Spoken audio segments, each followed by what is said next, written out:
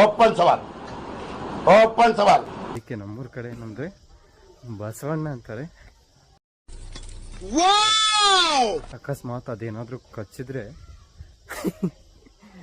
ಕತ್ತೆ ಕೂಗೋವರೆಗೂ ಬಿಡಲ್ಲ ಅಂತಾರೆ. ಇನ್ನು ಏನೋ ಬೇಕಣ. ನಮ್ಮ ಮುಂದು ಅಂದ್ರ ಅವ್ರ ಕಡೆ ಹೆಂಗಂದ್ರೆ ಅದೇನಾದ್ರೂ ಅಕಸ್ಮಾತ್ ಕಚ್ಚಿದೆ ಅದಕ್ಕೆ ಕಾಲು ಇದಾವೆ ಸುಮಾರು ಒಂದು 100-200 ಇರ್ಬೋದು, ಎಷ್ಟಿರ್ತಾವ ಗೊತ್ತಿಲ್ಲ, ಒಂದು 100-200 ಇರ್ತಾವ. ಅದಕ್ಕೆ ಎಷ್ಟು ಕಾಲಿದೆ ಅಷ್ಟು ಮೆಣಸಿನ್ಕಾಯಿ ತಿರ್ಮಕ್ಕಂತೆ. ಹೆಂಗೆ